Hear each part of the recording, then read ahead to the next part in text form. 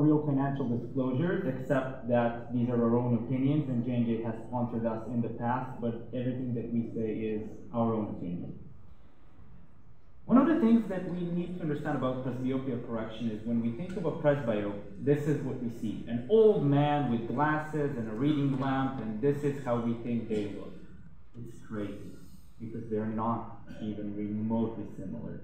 These are presbyopes. Every single person on this screen is a presbyope over the age of 55 and some over the age of 60.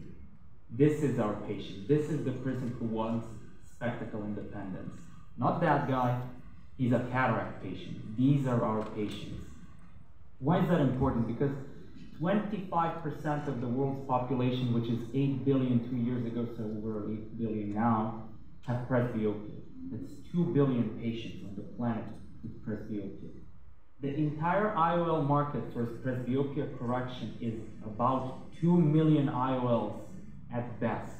So we're not even addressing 1,000th of the need for presbyopia correction.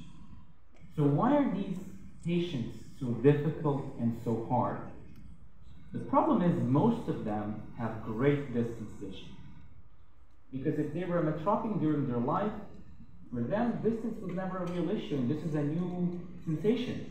I cannot read my phone, I keep pushing out my hands. The thing is, when they wear glasses, 100% of the light is being focused at a single point. So when you put reading glasses, well, you're reading just fine. Then you remove them to watch for distance. The thing is, whatever you do to their cornea or their lens, this splitting of the light is never going to be 100% for one location. So only the lens-based solutions will be permanent. And the most important factor is, when you reach 55 and you've never had any major surgery, you are quite conservative. You don't want to experiment with your vision. So how do we explain it to the patient? I like the term of dysfunctional lens syndrome. It's an American invention to say you are old without saying you're old.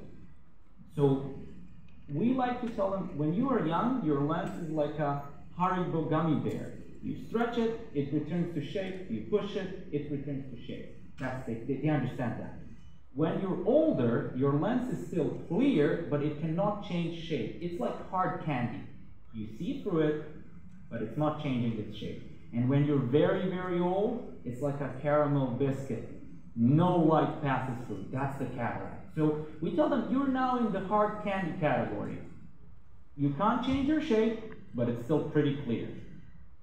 So they need to understand that we need to help them. So how did they solve this? When in ancient Rome or ancient Greece, somebody was presbyopic, they would hire a young slave to read for them. That's a pretty good idea. You have your own personal reading apparatus. They invented Audible before Audible.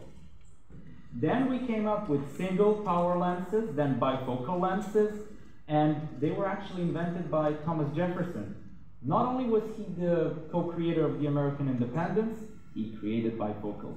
Good guy. But the most common problem for people who never wore glasses before is they now depend on this. And I tell to my patients, hey, look, you are like a person with two crutches. You need crutches to walk. So you go and get hip surgery so you don't need crutches. Yes, it's the same with glasses. You get eye surgery so you don't need glasses. Now, glasses we've covered.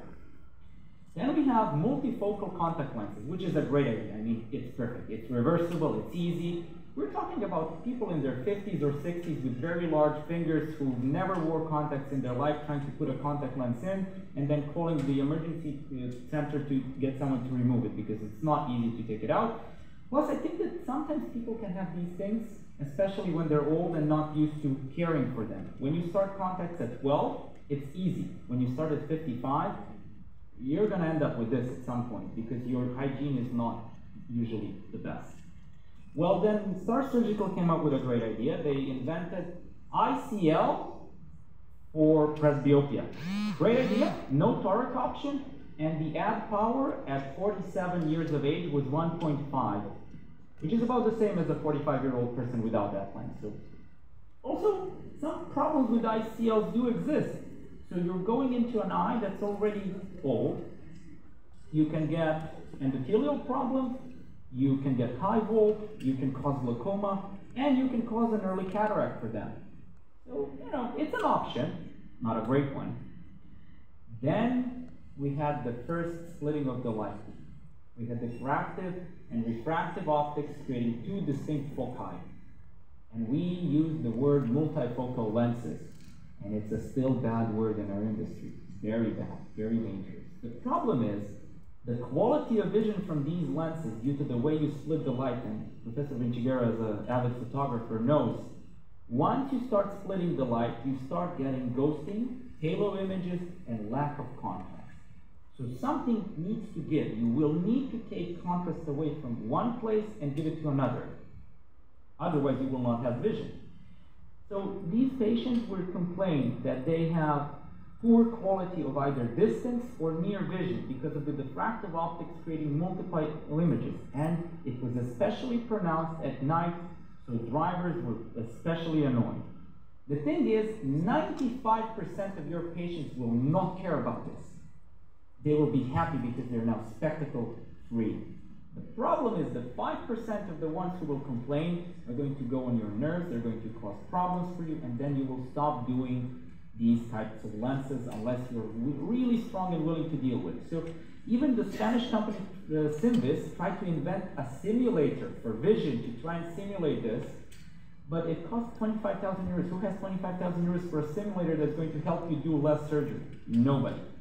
So some people said, you know, let's do monovision. It's a great idea.